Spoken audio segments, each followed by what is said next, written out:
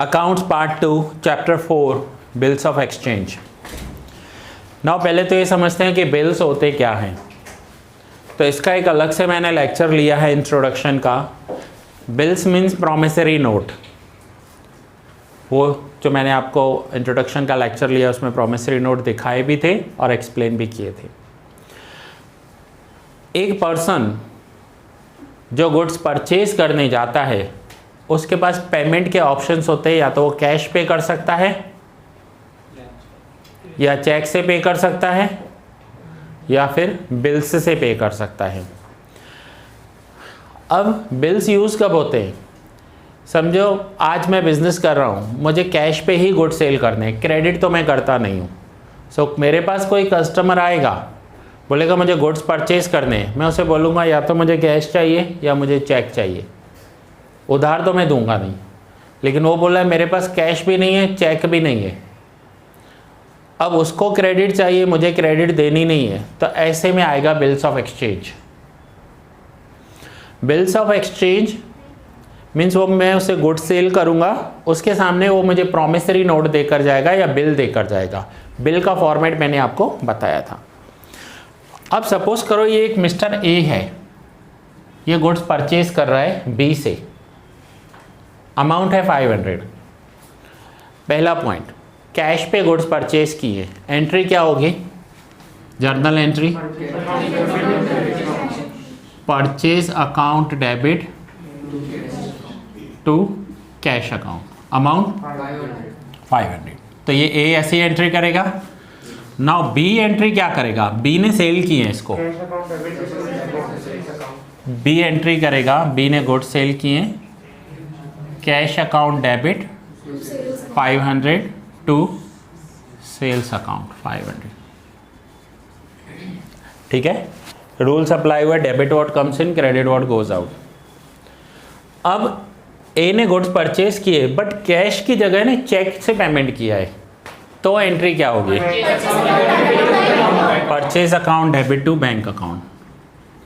So purchase account debit to bank account 500। और B entry क्या करेगा? बी ने सेल की, बी ने सेल की है, तो बी एंट्री करेगा bank account debit to sales account. अब ये था कैश, ये था चेक।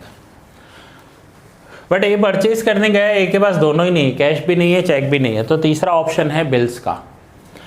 अब ए ने बी से परचेज तो किया, बी को ऑफर दिया मुझे कैश भी नहीं है, चेक भी नहीं है, मैं बिल दे देता हूँ, और बी ने एक्सेप्ट कर लिया। सो नाउ ए गुड्स परचेज कर रहा है और सामने पेमेंट में बिल्स दे रहा है, तो एंट्री होगी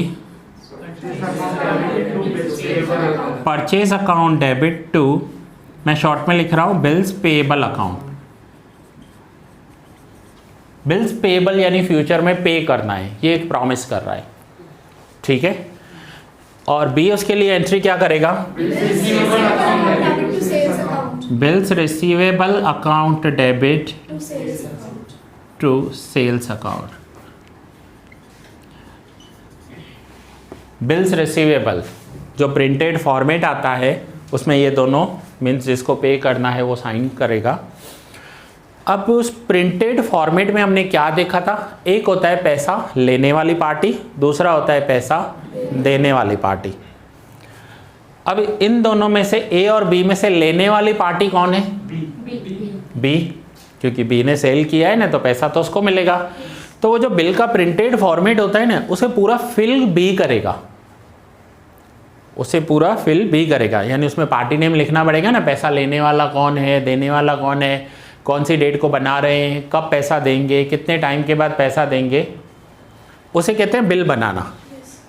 ठीक है, बिल का राइटिंग का काम पूरा कौन करेगा? बी। फिर बी भेजेगा उस बिल को ए के पास, या ए को देगा, समझो सामने ही खड़े हैं तो ए को देगा, और ए को बोलेगा एक बार रीड कर ले, सब करेक्ट है तो नीचे साइन कर ले, यानी ए उसे एक्सेप्ट करेगा। ए उसे साइन कर रहा है यानी ए एक्सेप्ट कर रहा है। तो बी ने इश्यू किया और ए ने एक्सेप्ट किया।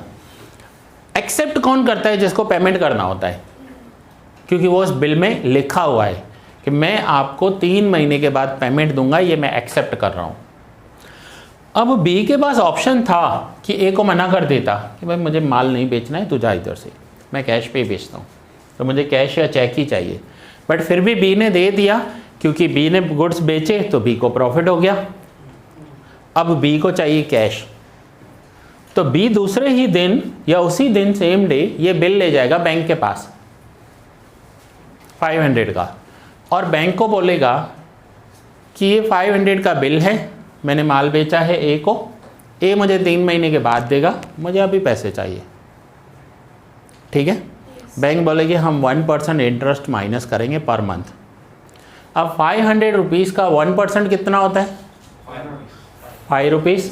ये 1 महीने का, 3 महीने के बाद पेमेंट देगा यानी 15 रुपीज़। तो बैंक क्या करेगी, 500 का बिल लेकर 15 रुपीज़ माइनस कर 485 का जो कैश है वो बी को दे देगी। सो बी के पास कैश आ गया। अब बिल किसके पास पहुंच गया? बैंक के पास।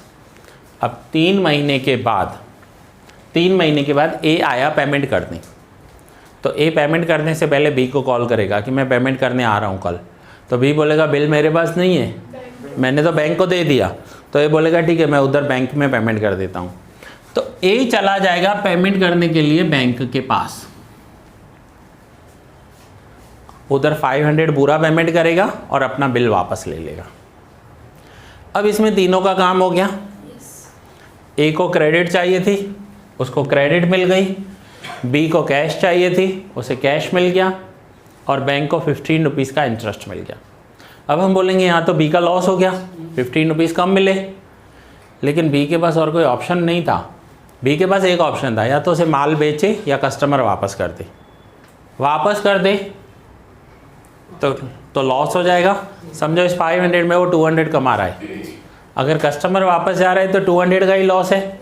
यहाँ उसने 200 में से 15 कम कमाए, 185 का प्रॉफिट किया, लेकिन प्रॉफिट तो हो गया ना।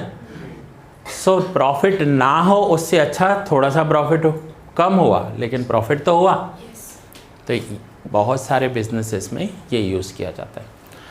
इस चैप्टर में आपको ऐसी सारी कंडीशंस दी हुई होंगी कि ए ने बी को बेचा, बी ने ए को बेचा, फिर उसने कैश दिया, उसने बिल्स दिए, और उसकी आपको जर्नल एंट्रीज करके दिखानी है।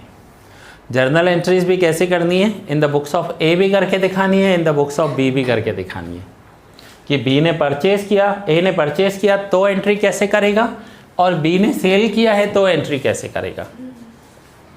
जिसको पेमेंट करना होता है उसके लिए बिल्स पेएबल, और जिसे पेमेंट लेना होता है उसके लिए बिल्स रिसीवेबल। अच्छा, ये 15 रुपीज़ का जो लॉस हुआ या डिस्काउंट, इसे डिस्काउंट कहेंगे। बैंक कम पैसा देती है ना, डिस्काउंट होता है। ये डिस्काउंट का जो लॉस होगा वो बी का होगा, ये जो लॉस होगा वो B. In between year close हो गया तो बिल्स रिसीवेबल किसी के पास पड़ा है तो वो बैलेंस शीट में एसेट साइड आता है, और बिल्स पेएबल होता है तो बैलेंस शीट में लायबिलिटी साइड। बिल्स पेएबल का मतलब होता है पैसा देना है, और बिल्स रिसीवेबल का मतलब है पैसा लेना है। क्लियर है? हाँ, रिसेंट टाइम में यूज होते हैं। हाँ, रिसेंट टाइम में बिजनेस में यूज होते हैं। हाँ होते हैं, लेकिन जान पहचान वाले यूज़ करते हैं। यानी वो कस्टमर को जानता होगा ना तो यूज़ करेगा, नहीं तो अगर ट्रस्ट नहीं होगा तो यूज़ नहीं करेगा। ये नेगोशिएबल इंस्ट्रूमेंट एक्ट कहते हैं इसको। अगर किसी को बिल्स पेएबल टाइम पर पैसा नहीं दिया तो 3 डेज़ ग्रेस के मिलते हैं। समझो आज 3 फरवरी है, आज किसी का ड्यू है, हो सकता है वो भूल गया हो, 3 महीने पहले की डेट थी, तो उसे 3 दिन का एक्स्ट्रा टाइम मिलता है पेमेंट करने के लिए। अगर 3 दिन में पेमेंट नहीं किया तो 4th डे पर जिसको पैसा लेना होता है वो उसके ऊपर केस कर देगा कि इसने मुझे प्रॉमिस किया था, प्रॉमिसरी नोट भी दिया है, लेकिन अब पेमेंट नहीं दे रहा है। और इसके बहुत स्ट्रिक्ट रूल्स हैं, सेक्शन सब सेक्शंस हैं, और सीधा अरेस्ट भी हो सकते हैं पेमेंट ना दिया तो बहुत ही ध्यान से सोच समझ के यूज़ करना होता है। ठीक है, सो इंट्रोडक्शन क्लियर हुआ यहाँ तक? कुछ और डाउट है? जो 15 रुपीस का लॉस बिल्स रिसीवेबल को होगा तो वो मतलब जनरल एंट्री में करेंगे कि नहीं? हाँ करेंगे ना, करेंगे, जर्नल एंट्री में ऑफकोर्स करेंगे। अब ये बिल्स रिसीवेबल बी के पास है, अब बिल्स रिसीवेबल उसी दिन बी ने बैंक को दे दिया और बैंक से कैश ले लिया, तो कैश आ रहा है, कितना कैश आ रहा है। अब बैंक कैश नहीं भी देकर अकाउंट में भी जमा कर देती है कभी, तो पैसा या तो कैश आएगा या अकाउंट में जमा हो जाएगा। अगर हमारा बैंक में अकाउंट है तो बोलेगी अकाउंट में जमा कर देते हैं। सो बैंक में पैसा आ रहा है, so bank account debit 485, discount on BR account debit 15 rupees to bills receivable account. Bank को थोड़ा ही सेल कर रहे हैं, पैसा बैंक में आ रहा है, तो bank account debit, discount account debit to bills receivable account, credit what goes out, क्या जा रहा है, सेल तो पहले ही हो चुका है ना, यहाँ हो गया ना सेल। अब क्या है, BR जा रहा है सिर्फ, तो BR जा रहा है तो बिल्स रिसीवेबल को क्रेडिट करेंगे। सर इसमें बिल बी रखेगा या ए रखेगा अपने पास? जिसको पैसे लेने होंगे, देने मेरे पास नहीं नहीं देने वाला तो साइन करके दे देगा ना कि मुझे देना है, पैसा एक्सेप्ट करेगा ना। रखना तो ए को है ना, बी को है, जिसको पैसे लेने हैं यानी वो रखेगा। ए बी की बात नहीं करते हम, जिसको पे करना है वो नहीं रखेगा। देखो आपने अपने फ्रेंड, सपोज करो ये गुड सेल करना भूल जाओ, इसका है ना यूज़ कई लोग इंटरेस्ट के पैसे लेन देन करने के लिए भी करते हैं, और गुजराती में या हिंदी में इसे हुंडी कहते हैं। हुंडी, समझो आपने किसी को 50,000 उधार दिए और आपको ट्रस्ट नहीं है वो वापस करेगा कि नहीं करेगा, तो आप उसको बोलोगे भाई मुझे एक हुंडी साइन करके दे दे। हुंडी यानी प्रॉमिसरी नोट साइन करके दे दे, जिसमें वो लिखेगा कि मैं आपको 50,000 रुपये 3 महीने के बाद दूंगा, इसका मैं प्रॉमिस करता हूँ, साइन करेगा। तो जिसको देने हैं वो साइन करेगा और जिसको लेने हैं वो रखेगा ना संभाल कर। देने वाली पार्टी नहीं संभाल कर रखेगी, उसको तो पैसा देना है। अच्छा, पैसा टाइम पर देकर वो अपना बिल वापस ले लेगा, ऐसा होता है। ठीक है, क्लियर हुआ? मैंने बोला इंटरेस्ट पे दिए आपने, मैंने इंटरेस्ट वर्ड यूज़ नहीं किया, रिकॉर्डिंग सुन लेना फिर से। मैंने कहा सपोज करो आप अपने फ्रेंड को 50,000 रुपये दे रहे हो और आपको ट्रस्ट नहीं है वो वापस देगा, तो आप उससे बिल साइन करवा लो। इंटरेस्ट तो देना ही नहीं है ना, हेल्प भी तो कर सकते हैं ना फ्रेंड को। आज नया बिजनेस स्टार्ट करने जा रहा है फ्रेंड, उसको 5 लाख रुपए चाहिए, उसके पास 2.5 लाख रुपए अपने हैं और बाकी 4-5 दोस्तों ने 2.5 लाख रुपए करके उसको दे दिया, तो दे सकते हैं ना हेल्प। तो मैंने कहा आप अपने फ्रेंड को 50,000 दे रहे हो और उसके ऊपर ट्रस्ट नहीं है तो बिल साइन करवा लो, इंटरेस्ट की बात नहीं की मैंने। ठीक है, चलो नेक्स्ट इज, अब हम करते हैं एक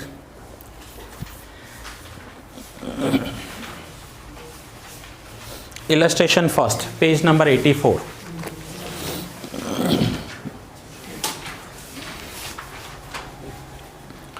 अब ये जर्नल एंट्रीज हैं। जर्नल एंट्रीज में नरेशंस भी होती हैं। फर्स्ट सम हम नरेशन के साथ करेंगे और आप फॉर्मेट बनाओगे जर्नल एंट्री का। उसके बाद आपको चाहिए तो फॉर्मेट्स ड्रॉ करके आना, या तो फिर पहले सम नोट डाउन कर लेना, जैसे अभी मैंने जर्नल एंट्रीज कर ली, और फिर बाद में लाइंस ड्रॉ कर लेना। यहाँ पर टाइम वेस्ट मत करना लाइनिंग्स के लिए, ठीक है। सो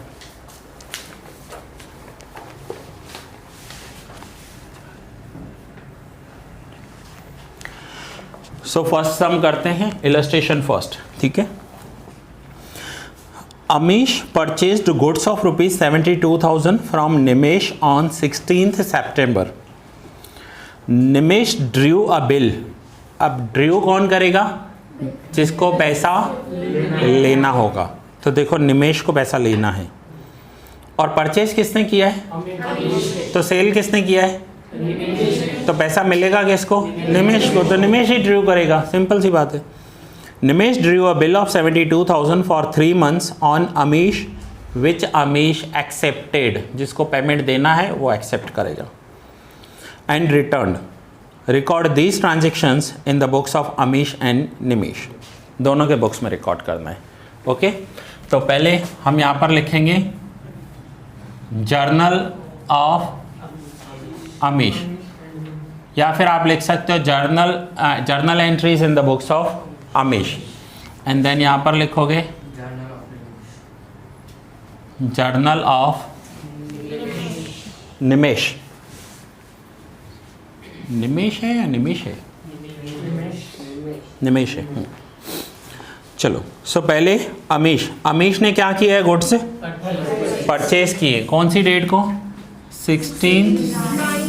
16 अब परचेज किए तो एंट्री क्या करेगा? Purchase account debit purchase account debit to Nivesh account Nimesh account 72,000 72,000।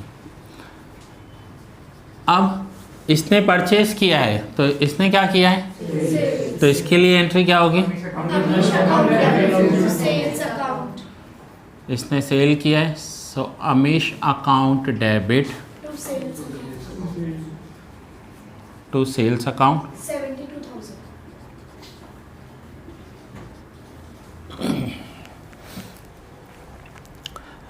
So now अब इसने परचेज किया है तो पेमेंट करना होगा। पेमेंट में क्या दिया है इसने? Bills payable. किसको दिया है? So Nimesh account debit to bills payable account 72,000 same date.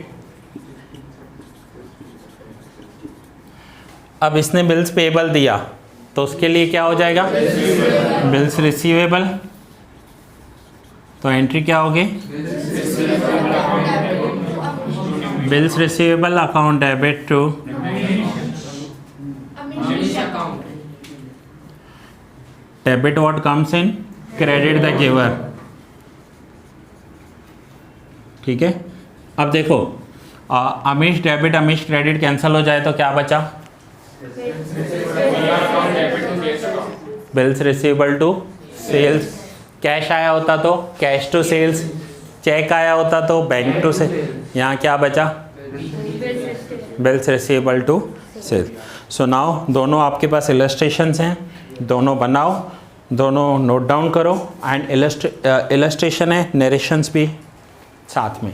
Exam में हर एक जर्नल एंट्री के साथ नरेशन लिखना है जब तक क्लियरली मेंशन ना किया हो कि नरेशन नॉट रिक्वायर्ड। अगर क्लियर मेंशन है कि नरेशन नॉट रिक्वायर्ड तो फिर आपको नरेशंस नहीं लिखने। ठीक है।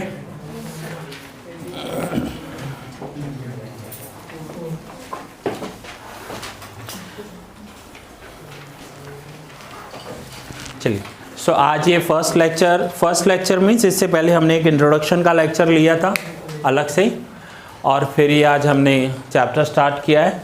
इसके बाद नेक्स्ट सम हम आने वाले लेक्चर में करेंगे।